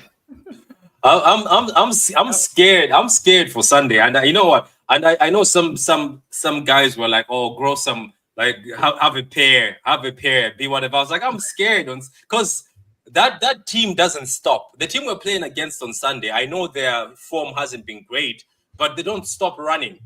And what's our issue is our running is not great this season. And I was looking at a stat that says City back in the days, which was Pep's thing. When they lose the ball, they used to go after you and try to get it within a few seconds. We don't do that anymore. Now, Bournemouth somehow. Not too old and tired. I know. So Bournemouth somehow, Kilster, have decided to take that tactic. Kilster, watch them. They go after you. When they lose the ball, they will run after you and get the ball. So for me, look, to be honest with you, I'm scared because none of us know which city is going to show up. Somebody said, "Oh, Bournemouth play open football, so they'll open up for us." I was like, they did play open football last time, and it was going to be 6-0 if they didn't miss their chances. So Antoine Semenyo is a good player. And Dango Utara, all these players there that people don't know about, right? If you actually watch Bournemouth play, they have good players in their team that can punish us. Tavernier, another player. They have players I can well against us. Semenyo. Is it Semenyo? Semenyo, Utara, Brooks as well is a good player. They've got good players. Clivert, yeah. Clivert, yeah. Oh, yeah, Tavernier. yeah. God, they're gonna get stripped this summer, though. But you're watching that closely? No, I meant like their players are going to get bought because they're trying to make money. That's just bad. It's like dirty mind over here. It says you're watching them. I need to see. This isn't Magic Mike. No, what is it? Even the defender? Is it Yosin? What's the defender? Yosin, the Spanish one? Oh yeah. Everyone says he's going to Real Madrid. I was like, I don't know about that. I heard Newcastle want him too. Houston? I'm like, there's a rumor he has like a 50 million release clause. I'm like, we should be over that. We should look into that. How many defenders do you want though? You've got that guy Jao. Whatever his name is. What's that guy who's in Jumaba? Jumaba, yeah. He balled out. Because like a lot of these guys are leaving. Like Akanji, Diaz, and Ake are not going to be here long term. I mean, they might not all go this summer, but they're not going to be here in 2 or 3 seasons. They're all going to be gone. Yeah, but we've got 8 defenders in the squad already. Well, also, everyone's ready to run Rico out of town, so that's another one gone. There is no full backs. Yeah, we can lose 3 defenders without replacing them. We've got 8 defenders. 8, 0 full backs. I know, and then look at how that's clearly not enough. Because look at this season. No, we had 7 this season, didn't we? Because it was like Rico, Walker, Akanji, Stones, Diaz, Ake, and Yashko. And it's been a complete disaster because everyone's been injured and Walker dropped off a cliff and Rico struggled. Like, we need more bodies in there. And Yashko is on the brink. I get it. I get it. The reason why we struggle is not because we lack defenders, it's because we lacked fullbacks. Yeah, Because- genius idea was to go into the season with one and then to sell him, and then to loan him in the middle of the season. The problem is, Also, he was washed. He was I've washed said after that the trouble. They should have gotten rid of him then. the problem is, I've said in many streams, yeah, the manager is obsessed with centre backs. I don't know what's his problem. He loves centre backs so much that he decided, yeah, in the last 6 years, he decided to get rid of every single fullback in the squad and replace them with centre halves. And now, every time Who was we the last fullback we bought? Was it Cancelo? was Cancelo. That was 2019. Yeah. Jeez. And that was it. And that wasn't like Rodgers, our last midfielder we bought. That wasn't even add another fullback in. That was a fullback out in Danilo and one in. Fast forward six years, Walker, Cancelo, Mendes, every single one of them gone. What he does, bring more centre halves, shoehorning them into fullbacks. I said it before, yeah. It's okay, yeah. It's okay to play 4 centre halves across the back line in certain games, especially when you go to European way games like Atletico Madrid, Real Madrid away, Bayern Munich, where you don't want to go so high up the pitch. You want to protect your back, your goalkeeper. You want to keep solid at the back. It's fine. You can go your whole back foot with centre halves. But when you're playing Southampton, like Ipswich at home, you don't need 4 centre halves. You need fullbacks. You can go up and down the pitch, bring that creativity, put that cross on the ball, because these teams like that, they will sit deep 10 minutes behind the ball. You need fullbacks. You need someone like Cancelo to make something happen. Do you know what I mean? Even Walker at the time, I know Walker was shit crossing, but just going through that overlap, just attracting someone with him. Do you know what I mean? But now, yeah, we're going to a season where we want more centre halves, despite we've got 8 already. Yeah, I know. It's Reyes, Gustinov, Jamal Ba. We need to count him because he's part of the Man City. He's on loan, but he's still part of the squad. Yeah, he might go on loan again next season, though. He's Anje, Stones, Ake. Just go in there, You need please. that many because you know that Ake and Stones are guaranteed to miss at least I get it, but we still need to count them. And Sim Shapusa, that's 9. Oh, I think they're gonna sell Husey. Yeah, Husey's gonna be GSR profit. They're just gonna sell him. The problem is, we can get rid of Stones, Ake, which are the 2 main injury prone. That leaves us with 7. Why don't we add? Akanji will leave too. Why don't we add? Yeah, a fullback and a right back and a left back. Yeah, and that just gives more a balance in the squad. Yeah, we were talking about that earlier. Yeah, we talked about this earlier also, Matthias. Or Jedi Robinson. Yeah.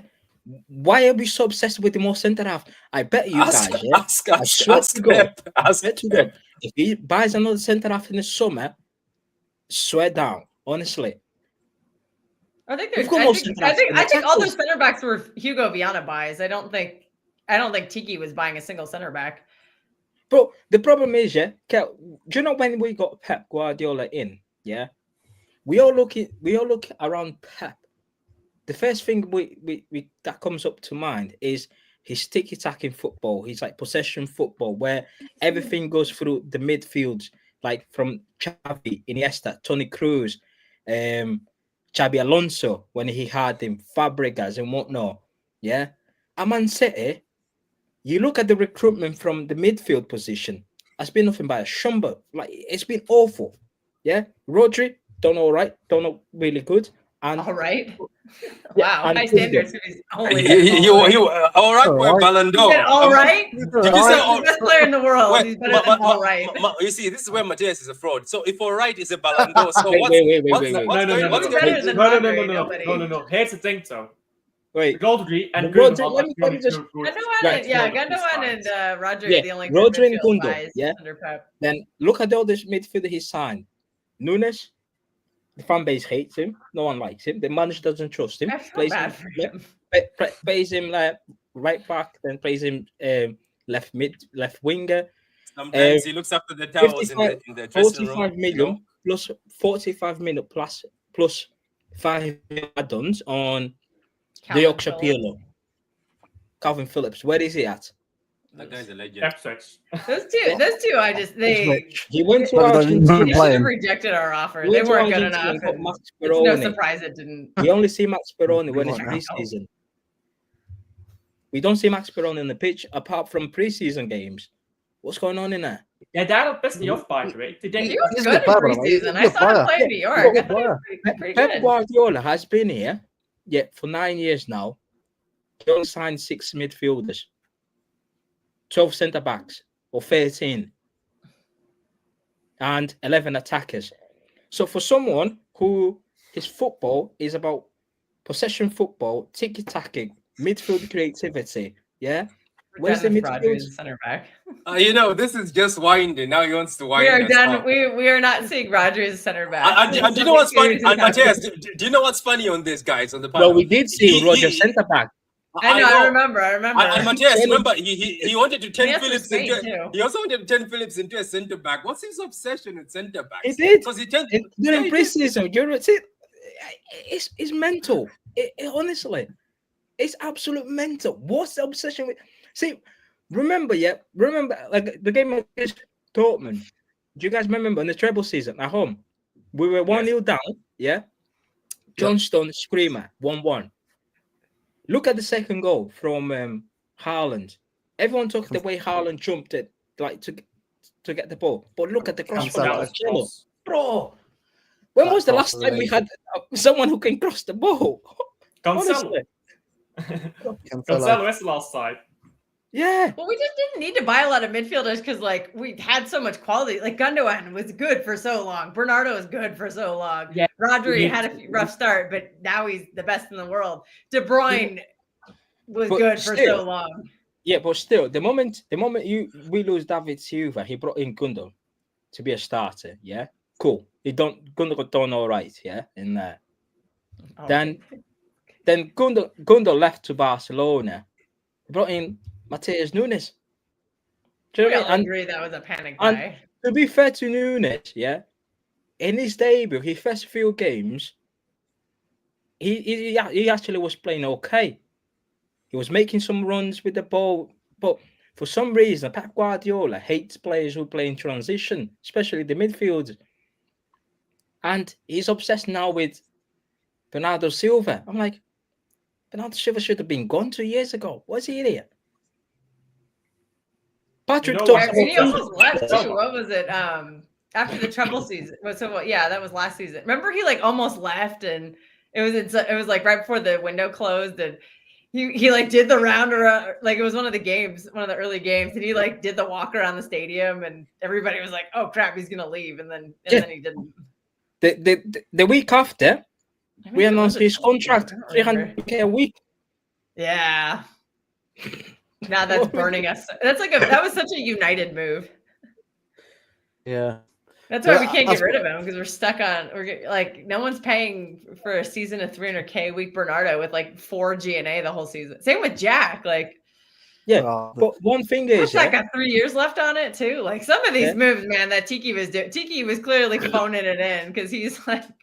I'm like, these are contracts we need to give out. What are we doing? I won't be surprised. If we sign no midfielder this summer, and he start playing Echeverri as a left winger. If that happens, mate. You know what wouldn't surprise me? Echeverri, which is what we all want. You know who's our next right back going to be? It's going to be Yuma Ba. It's going to be Ba, or it's going to be Husanov. Right back. Well, Husanov at right back doesn't piss me off. I mean, because he's so fast. Like, we need somebody with some pace because our back line is so incredibly slow. That's fast too. But we just don't need someone with. Akanji was like our only pace at the back line. Yeah, but we just don't need someone with pace. We need someone with a good delivery in the final third because who overlaps. Because we can have with this guy. I'm gonna keep harping on this. Because we can have we can have players like Vardy, for example, who is really going forward, but Vardy can't cross the ball. Jedi can. He can't cross the ball. That guy. I'm not gonna let this go.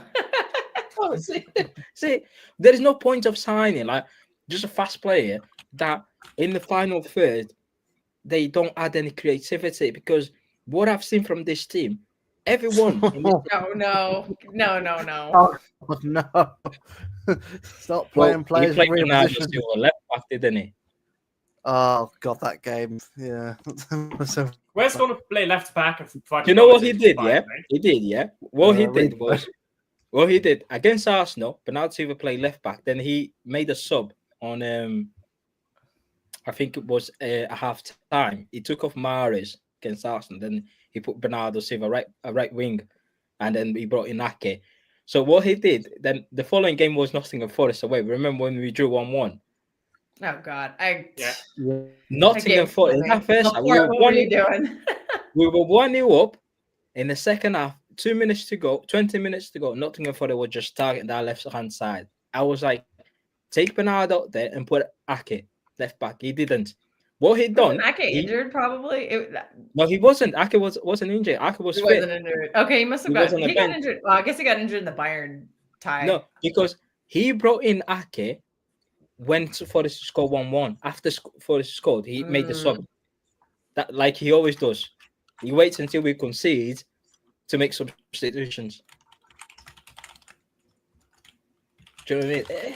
It happens a lot. It feels we're like gonna beat Bournemouth. Don't worry. It's gonna be. We're gonna beat them. It's an easy win for Sir. Don't worry.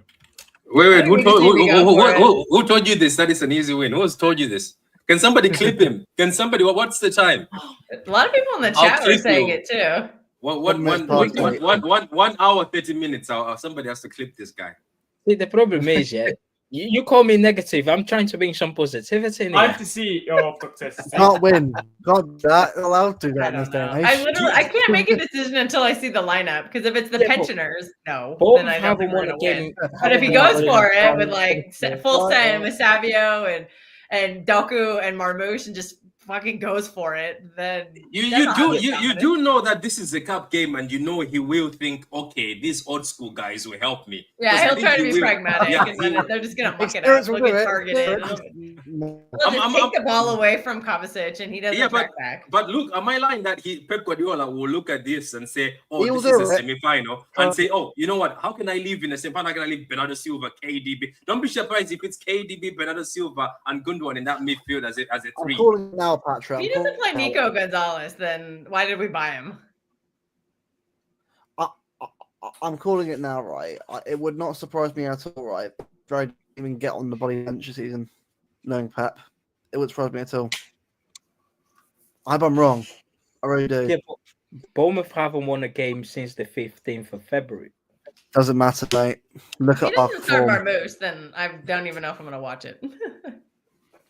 Is it at home or away? That's the thing, Steve. You're Away. right. It's a small pitch, Bournemouth. It's not easy ground to go to, Bournemouth. It's not some easy place to go. It's a very small pitch compared to what we've got. Small ground. And if they play well against us, especially on the counter attack. God. Well, like I said, Nico has helped that a tiny bit. Not saying it's enough to win this game, but it's helped a little bit. Yeah, but you know what it is? You know what the thing is? Nico and Kovacic midfield. That's what I would do. You know what thing is though? The quality is there. The problem is we are player for player better than Bournemouth. Player for player better than Bournemouth. But are we gonna play the players that are in form, or we're gonna just play the same players that are out of form and hope they perform? Hey, De Bruyne played good for the Belgium. Find down the lineup. Well, I got a dash, so yeah, that's fine. I'll see a bit on. I got a dash, so see you guys later. Bye. See you later. You know what I'll say about that Belgium game? Because Hans van Aken, for the longest while, has not played for the Red Devils. That's the name of the Belgian national 11. Hans van Aken played for Belgium, and he was the best player on the pitch. Everyone talks about De Bruyne because obviously De Bruyne is the bigger name. But Hans van Aken, the only reason De Bruyne played well is because he had Hans van Aken with him. Hans van Aken is a captain. Hans van Aken is a passer. He's a controller. He's a box-to-box midfielder. He's an attacking midfielder. He's everything.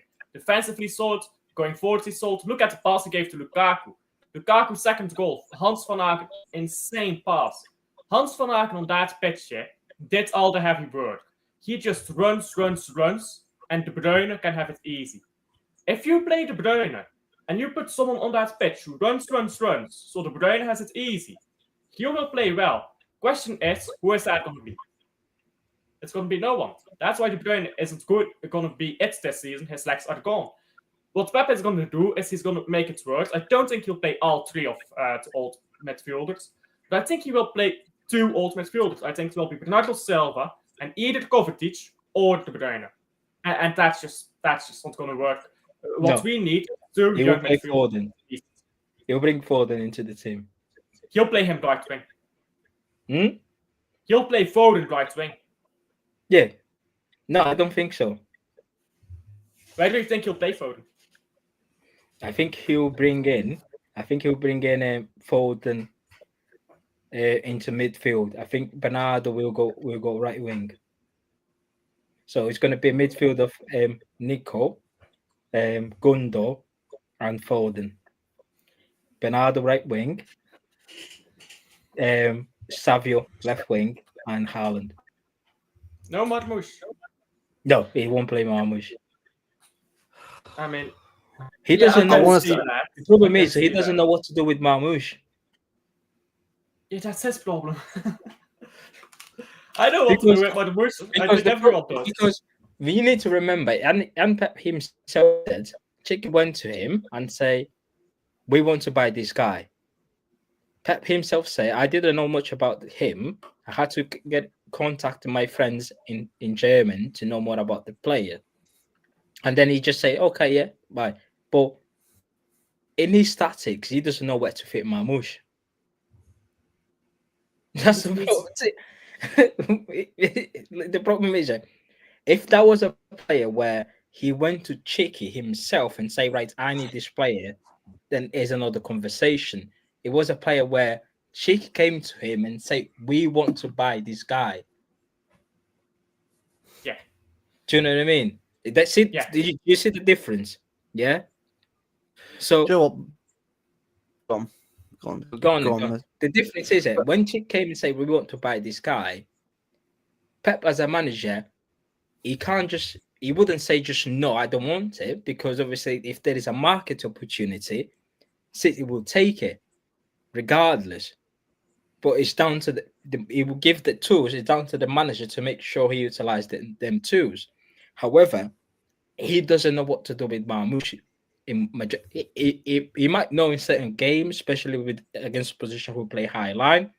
However, most of the teams in the Premier League, they play a low block when they face Man City. Yeah. That's where but he will struggle to use Marmoush. That's only my opinion, though. Yeah, but here's the thing. Marmoush does not need to play against a high line to be effective. You can bounce him off of Haaland. You can just put him behind Haaland, bounce them off each other. They will create space for each other. And one of them will be useless. Like, one of them will be, like, useless. They'll be completely marked out of the game. But the other one will get chance after chance after chance. This is what happens. They're going to mark Haaland out of the game. But by doing that, Marmoush is going to get chance after chance after chance. And he's going to score. And then they'll try to mark Marmoush. Then Haaland will get those chances.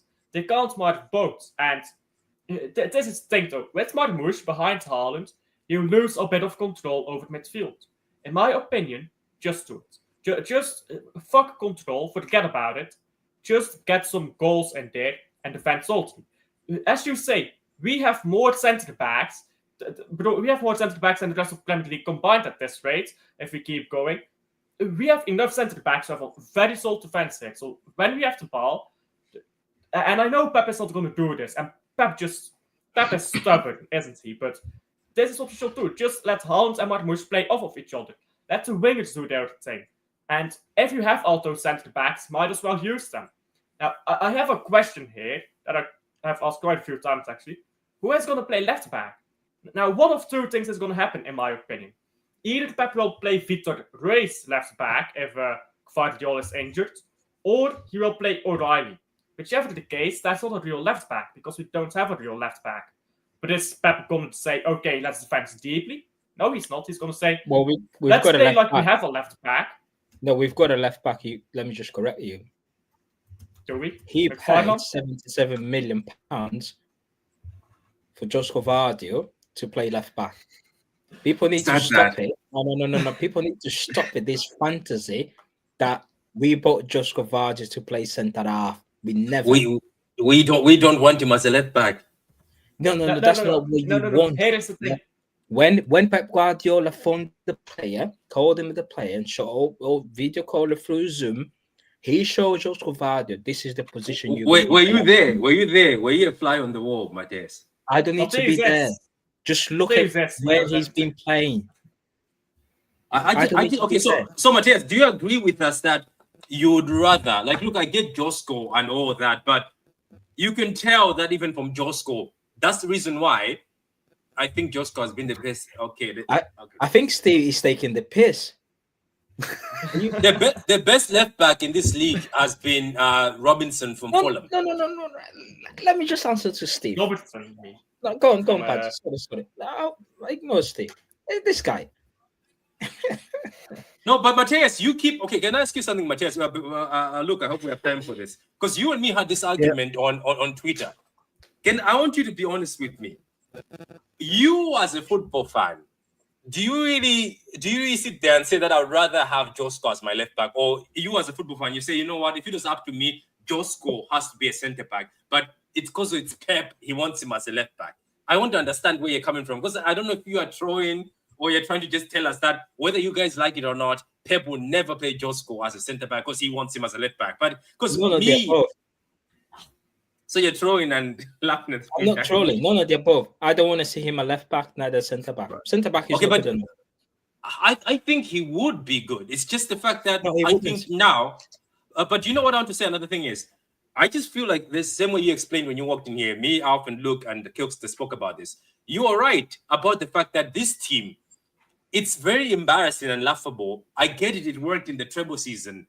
But the thing is, it's laughable because we're playing Southampton who have packed the bus. Why do we have 4 centre backs who can't do anything sometimes? Like, it makes me laugh. Like, I'm like, why? Because even Southampton, the way they pack the bus, I think people don't understand. Do you know why every position in football has a specialist? There's a reason why. There's a reason why Kyle Walker is the fullback. Because these guys are one of the most, there's a word for it. They don't get tired fast.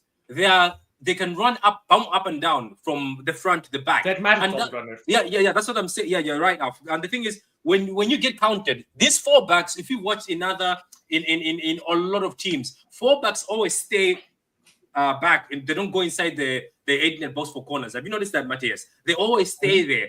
Even when you get counted, 4 backs are the ones running after somebody. A majority of the time, 4 backs are sometimes faster than the attackers. There's a reason to this, and I get the 4 centre backs worked. It was a surprise to many, by the way, because do you know why the 4 centre backs worked for us? Because we had a better midfield that time. We had midfielders who were willing to break into the box, midfielders who were going full on attack, and they were so comfortable knowing that, you know what, even if we get counted, there's Rodri and there's centre backs at the back. But right now, yeah.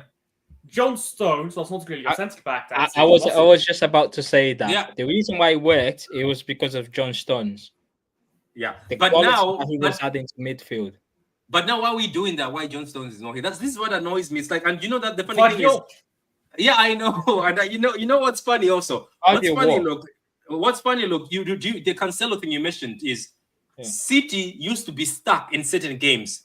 We used to be stuck where we had no idea what to do. And do you know why the balance of Cancelo and Walker used to work? Walker has no creativity, but has got the speed. Cancelo would completely go into full attack, create, and even score goals. Right now, we don't have creativity in the sides. That's the reason why people keep They keep saying, "Oh, look at Doku and look at Savio. These guys don't even get in the box like Sane and Raheem." Sane and Raheem used to get in the box because 4 backs could occupy that space. And then when they took cut-ins, they used to be full in the box. Have you seen our boxes out? It's empty. Somebody showed Doku being marked by 4 players. The opposition box only had 2 defenders. But guess what's in there? Only Haaland. The rest were nowhere to be seen. Why? Because we don't have the 4 backs to do overlaps or Doku cannot. It's just, I just keep telling people, leave this centre back behavior. It's not going to work for us. It can work for us maybe against Madrid, because Madrid you need people who are focused. The reason why it worked with big teams like Madrid and Bayern is because Bayern and Madrid, yes, you will need people who can 1v1 defend. I think that's where Pep started all this. But some of these games, all you need is competent fullbacks. Look at PSG, for example. I was so jealous of PSG. Their fullbacks were good defensively, good in attacking, and guess who gave us trouble with the PSG game? It was their fullbacks. Guess who gave Liverpool trouble against PSG? Their fullbacks. Why can't this club not have fullbacks like that? I'm just begging. Why can't we? Martinez is on mute, but he's got an answer for this. Yeah, I've got the answer. Please don't tell me Pep Guardiola. Oh, that's it. That's an obvious answer. Like, bro, listen. The problem is, yeah, I think when we won the treble, you need to remember that when we won the treble, we were going into games, yeah. Games at home, we control games. Away from home, yeah, we could have we could have been 2-1 up, 10 minutes to go, yeah, and all four of us, including Lewis, yeah, including Steve in the comments, we could have just sitting there, put your arms up, chill for the last 10 minutes, and we would not concede a goal because we had a wall in front of him, like players clearing off the line in terms of Ake, Ruben Diaz, Akanji putting some tackles in, John Stones, Rodri in there. We could have just sat there for 10 minutes. Even when we were 1-0 up, we would not concede a goal. So Pep Guardiola look into that and try, right, okay, this is my tactics for next season. The problem is, what he forgot is fullbacks will never, centre backs, yeah, it doesn't matter how good they are on the ball, they will never be a fullback. They will never. So he, as I said, yeah, the last 6 years, we haven't bought any centre backs. We decided to buy. Well, we haven't bought any fullbacks. We decided to buy centre backs and shoehorn into playing fullbacks. Pep is so obsessed that every player that he buys, he thinks that they can play every single position, and that's a mistake. You need players to play. When was the last time we ever played a player in the right position, apart from the striker? Everyone plays everywhere. It's all a nightmare this season. People going on, oh, we had the injuries. No, it's a lot of bollocks. Stop listening to these people. Yeah, we've never had an injury crisis ever this season. We had 11 injuries this season. We have had injuries this season, let's be honest. We never had 11 injuries at one point. We never had an injury crisis ever this season. Right, guys. I'm going to end the stream here because I mean, I've dropped over to the channel now. But obviously, if you guys do anything else afterwards, we'll direct it to you guys afterwards. But I would keep it on usually, but got to go about half day. Got 5 minutes to go, so I'll end it there. That's right. But it's been a good stream.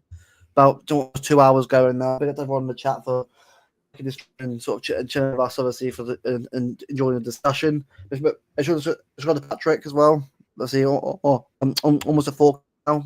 Big up to you, bro. So, where are you now on the actual GoFundMe now? Mm-hmm. Oh wait! Okay, I can't hear you. You're freezing. Yeah, I sort that out. I'll still need to sort it out. But yeah, so I'll get it sorted out now. But big up to Alf. Big up to everyone in the chat, obviously, for tuning in. And yeah, apologies for the quick end, but we'll see you guys obviously for the stream soon. Take care, guys, for giving them.